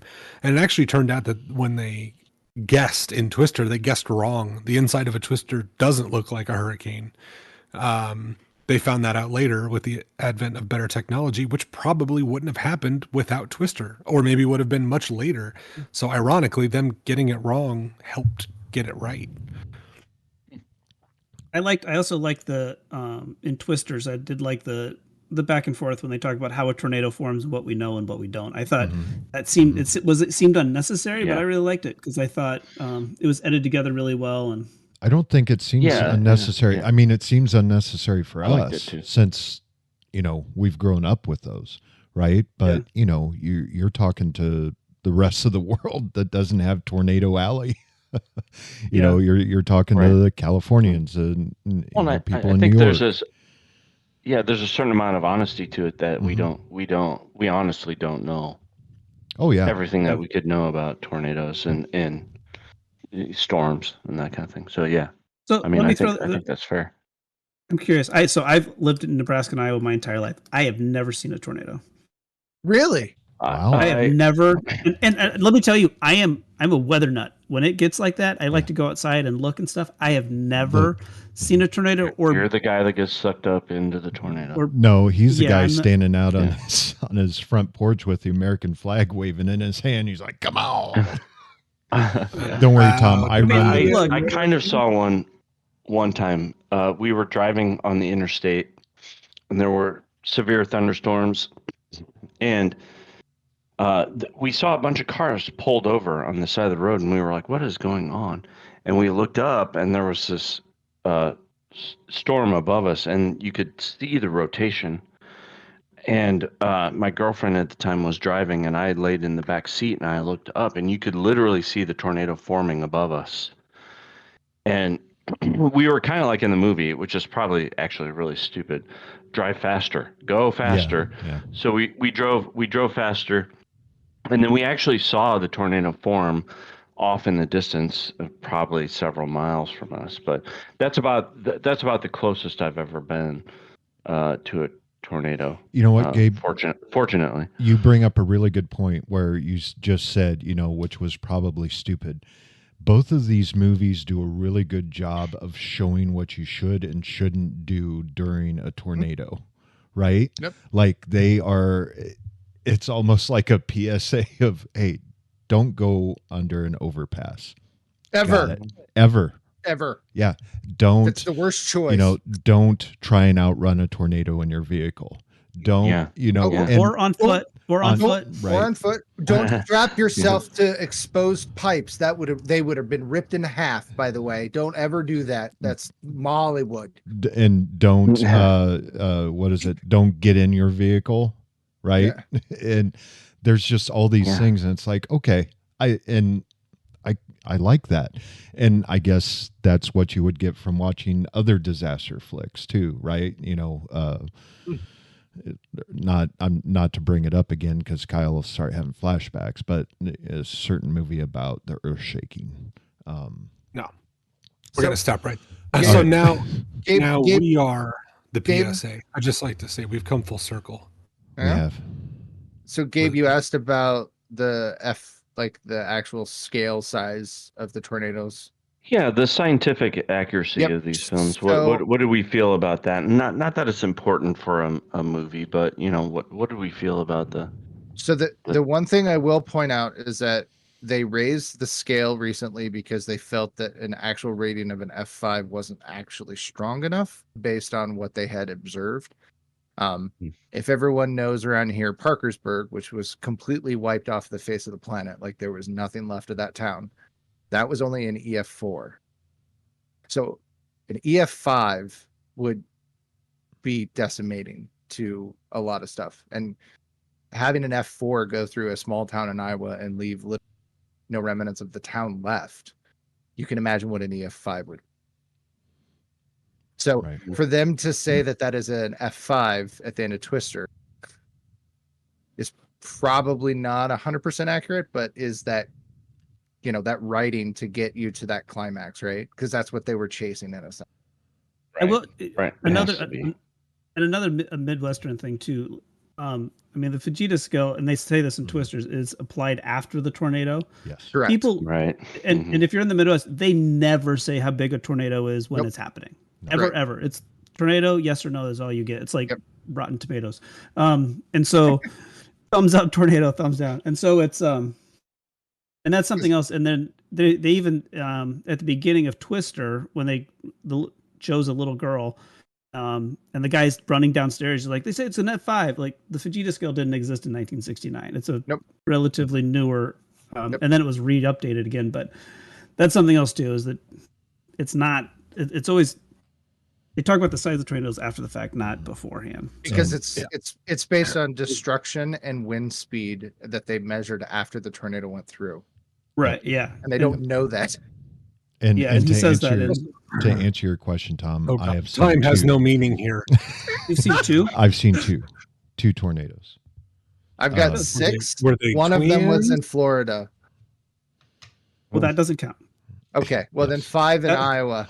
Oh my God! I also forgot the oil plant that gets hit is has the same name as. Don't. Okay, Don't. don't. I'll Jesus stop. Christ.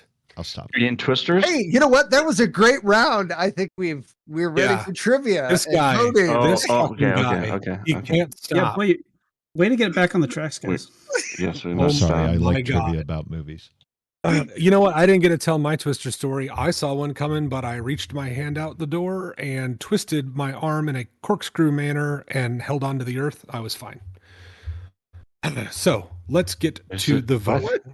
What? Yeah, like an auger. You, I you augured drilled myself. into the You earth. augured. Come on, Oh. Gabe. Yeah, You augured I your was a hand into human the earth. auger. You got it. Uh, All right. I've So always thought let's that about you, I bet you did. You're not wrong. Okay, but not let's get into to the voting. earth. Oh, Uh, reminds me of a poem I heard once called "That Lonesome Cowboy." I'll tell you about it someday. All right, Andrew, you vote first. Why do I go first again? Okay. Twister. I don't know. I don't keep track of these things. Gabe, Yeah. Singular Twister. Mike, Singular. and the person who's enjoyed this show the most by far, Tom. I want to thank everybody for joining us today for this exciting episode. I This hope is you not how listen I till thought. the end. This is not how I thought it was going to go. Yeah, I go singular. Singular. All right. Now let's get to some trivia here before Mike steals it all. The sound design in Twister was so bass heavy, it became notorious for destroying theater surround sound systems. Twister was also the first movie released on DVD and the last movie released on HD DVD. Wow. That's Interesting. freaking awesome. So Really? it came- Twister was the first movie on DVD. That's what my trivia says. Do you not believe me? I read it on I the do internet. believe you. It's just crazy. It's It was weird the to first think. movie released on 96. DVD and the last released on HD DVD. So it has the same trajectory as the band LAMFO, whoever did Party Rockin'. They made an album called Party Rockin', and then they Uh-huh. made an album called Sorry for Party Rockin', and then they never made another album. Yeah. They came, they did the thing, they apologized, and they left. And it's like the perfect discography. I literally think it is the perfect discography. Like you make an album, you apologize for the album, and you never make another one. Okay. After delay, this is for Twisters. After delays caused by the COVID-19 pandemic, filming was halted in July 2023 due to the 2023 writer's strike and could not resume filming until December. Because of this, major sequences were still being filmed in February 2024, just months before opening in July, with post-production teams still working around the clock as late as 2 weeks before opening in theaters to make up for lost time. Wow. Wow. So it was almost a disaster. I have one more piece of trivia, and then we're going to count up the score. It is a noun, refers to any of various tools or devices with helical shafts or parts that are used for Jesus boring Christ. holes, as in wood, soil, or ice, or moving loose material such as snow. Come back next week on Auger Talk, where we will give you another Auger fact. Join us in October when we review the new releases and give you our score from Og to Ognot. All right. You did Let's say boring, right? Yeah. Uh, Goddamn, Tom.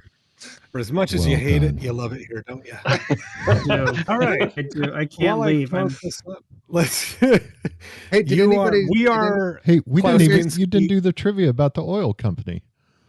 Oh yeah, you're right. Hold on. Where the hell is that? I definitely wrote that down. Maybe I just told you to shut up because I was tired of it. let Mike do it, I guess. He has No, it. I'm not He going knows to. it. I know the Did any- trivia. I'm just going to say. okay. Did anybody watch the Twisters in 4D? Go to one of the 4D showings of it. No, I don't want to get dirty water sprayed in my face. Thank I was you. gonna say where they spray water and blow wind and everything. Yeah, and no, I the don't chairs wanna do move and okay. So the Scares oil you. company Okay, the oil refinery that There you explodes go. and creates a fire tornado is owned by Benthic Petroleum, as seen on the sign Javi runs into immediately before the explosion. Benthic Petroleum is the fictional oil company that owned the deep sea oil rig in The Abyss. The company's name also appeared in the original Twister on the side of an oil truck that is thrown by a tornado and explodes.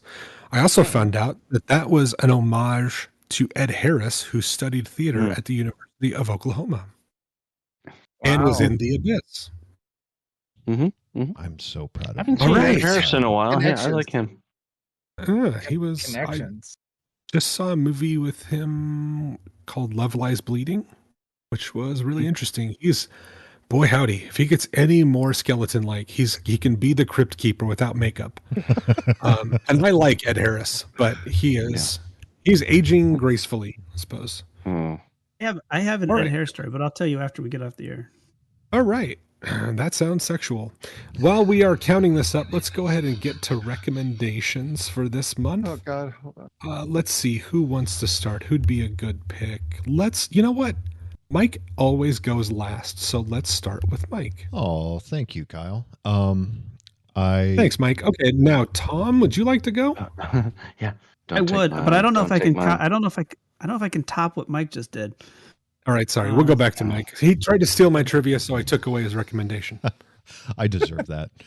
I agree. I like Anthony Ramos, and I was watching Twisters. I'm like, God, this guy is so familiar. Like, what's he from? And I'm running through all this stuff in my head. Well, I'm going to recommend a movie that came out in 2023, and I really enjoyed it because I'm a nut for this stuff. But it's Transformers: Rise of the Beast, where Anthony plays the lead human in it, and I would recommend you watch it. It's fun, it's exciting, it's mindless entertainment. So check out Rise of the Beast, Transformers: Rise of the Beast. Okay. Thank you, Mike. Let's move on to Andrew. Oh, I get to go. Oh, that's exciting. Okay, I'm going to recommend a newer movie that I recently watched that is based on a true story. That stars Woody Harrelson and Sumi Liu, and it is absolutely fantastic. And it was so well done that I actually had to go and look up information because I didn't believe that it was actually a true story because of the way it ended. And that is Last Breath. And it is about a deep sea diving team that goes and repairs the oil pipes underneath the ocean at 200 meters and wear these deep diving suits, and they have to be there for a month, and they're like actually underwater compressed for like a month doing this work in treacherous. And one of the divers, his actual line gets snagged on something during a storm, and the ship pulls and it breaks, and he ends up at the bottom of the ocean. And it's all about that and the daring rescue. It is phenomenal. It's a nail biter, and it's crazy that it's a true story, and I highly recommend it. Thank you, Andrew. And just for all of those on this side of the pond who won the war, 200 meters is about 600 feet. All right. Gabe. Water. Well, I'm going to recommend a new documentary on Netflix called The Twister: Caught in the Storm, and it's about the tornado that hit Joplin, Missouri in 2011, and it was recommended to me.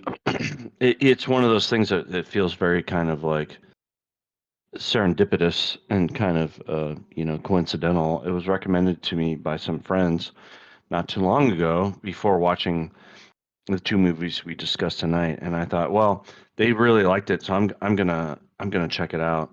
And it's really great, and I think it gives you kind of a more realistic look at tornadoes and what happens during a tornado. And I have to say, it starts out a little bit slowly. It's more I think even for the movies we talked about tonight, it's more about the people than it is about the storm. It's not so much about the tornado itself and the damage that it did, but it's about the people who survived it. And it starts out a little bit slowly because they start introducing all of these characters who experienced it and survived the storm. But it picks up much later and really gets some really interesting and great stories about how these people survived and dealt with the aftermath of this giant tornado in Joplin, Missouri in 2011. So I would very highly recommend the documentary, The It's very good. Twister Caught in the Storm. It's very good. It's a great one. Yeah. It's really well done. Like I said, it started out a little slow. I was like, I'm not so sure about this, but then, they really it really built up, and yeah, there's some really amazing survival stories at the end. I don't want to give anything away because it's really great. Thank you, Gabe. Yeah, that movie about the tornado in Joplin, Missouri, I think it's very interesting, but it's a weird choice to play Scott Joplin's The Entertainer the entire time they're talking about the storm. I just think that's very awkward. That jaunty ragtime song doesn't really match. Yeah. Okay. Well, you know what? Some of them land, some of them don't. Moving on. Tom. Awesome. I want to recommend a new movie from Steven Soderbergh with Kate Blanchett and Michael Fassbender. It's a really good spy thriller. It's 90 minutes. It's very tight. The acting in it is absolutely superb, and it's a really fun story to kind of follow along. It's really kind of an old school, just an old school thriller, and I definitely recommend it. It's called Black Bag. The cinematography in it is also very beautiful. So, it's Steve Soderbergh, so I had some expectations going into it, but it was so much better than I thought it was going to be, and I can't wait to watch it again, to be honest with you. Yes. Yeah, and I've heard about it in part from you, Tom, and Kyle. Did you go see it? Yeah, I was going to say, on Tom's recommendation, I've seen two movies in the last few months on Tom's recommendation, Mickey 17 and then Black Bag. Both of them fantastic. You're absolutely right. Black Bag is taut and tense, and it's the perfect length. Like, nothing is superfluous. It's slick. It's fun. It's gripping. Like, it's a really, really, really entertaining movie. And Steven Soderbergh's had like two movies in theaters in like the last month. And one is like an experimental horror film, and the other is like the epitome of like slick spy thriller. And then you remember this dude directed like a Magic Mike movie. You're like, God damn, Steven Soderbergh, like, don't do everyone's job. Like, pick a lane. But yeah, he's obviously a master of his craft. Thank you for that, Tom. I'm gonna recommend a movie, not on going around the themes of this movie, but one of the actors, and it was the first one I saw Daisy Edgar Jones in, and that's a movie with Sebastian Stan, and it is a non-typical, I guess, horror movie called Fresh. It's basically a meet cute that goes wrong. I don't want to spoil too much about it. The trailer should give you some idea whether or not you'd be interested. But it's the first time I saw Daisy Edgar Jones in a movie, and I really liked her performance. And I think it's worth a watch. It's a very interesting and original idea, and I really like Sebastian Stan. He's one of those guys, like, at first, like Glenn Powell, you see him, you're like, oh, you hit the genetic lottery, I want to punch you.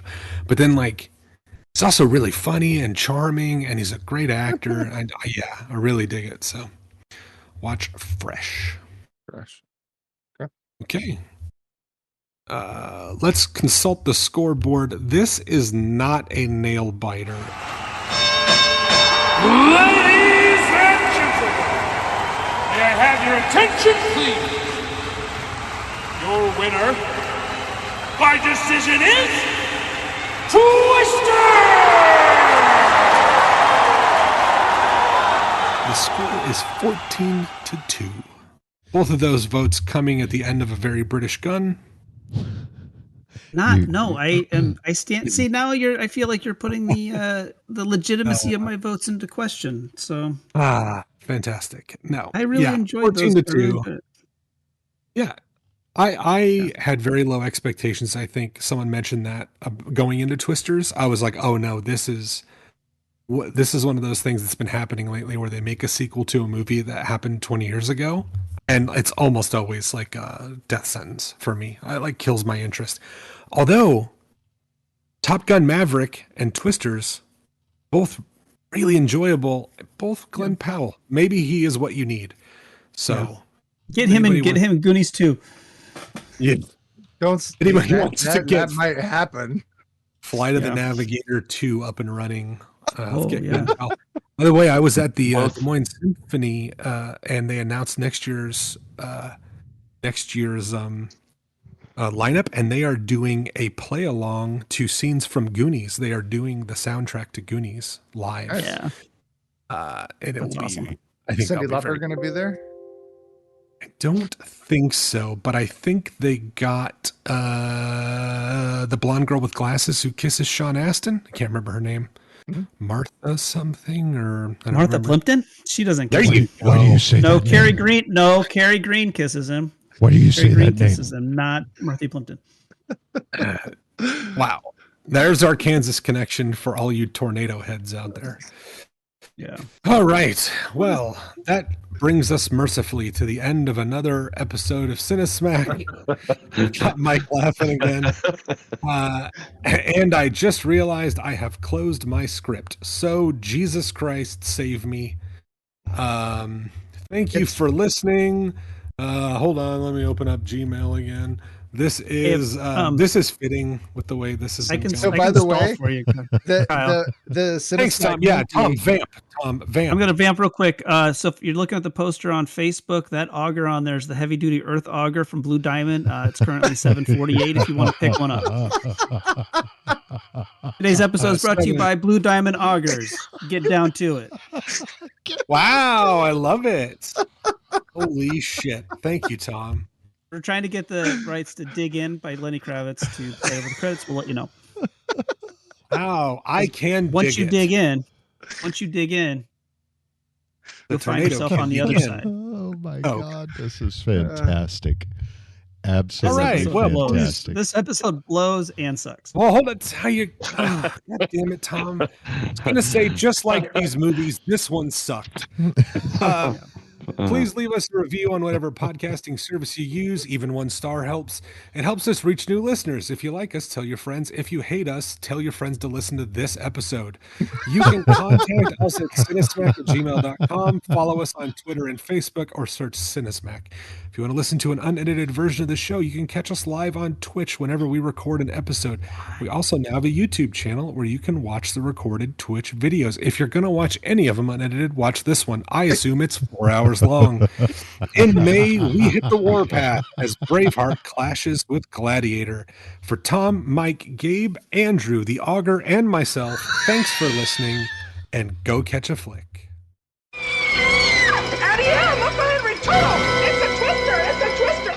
Well, Tornado sounds, guys.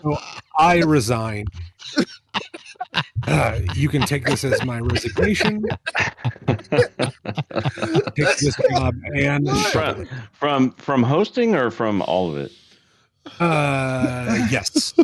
So I just Okay. want to point gotcha. out one small thing that tonight, while I was doing all of the host catchy things and stuff to make the monkey say while we're streaming live here on Twitch, I put the host trying to wrangle this tornado tonight as Kyle, and it feels like it fit perfectly. Hurting cats. Like hurting cats. By the way, Kyle, you forgot to say let's poke the monkey find out who won. You know jumped what? right into it. So I was like, okay, Yeah. moving on. All right, record it. Start recording. Kyle, say it now, and Mike can edit it. I think Tom wore me down. I could see his despair. I wore you down? I wore you down? Oh, Tom. Yes, the sadness in your eyes got to me. It's like a Sarah McLachlan commercial. What? Or Sarah McLachlan? In the Yeah, I arms think of an I angel. think like in Twister when bad things are about to happen and it does that like we need that at the beginning of the episode to let everyone know bad shit's about to happen. Yeah. This has been a test of the Southsider Studios podcast system. This was only a test. If this were a true lack of entertainment, your head would explode. Go to iTunes and subscribe to our feed. Just search Southsider Studios.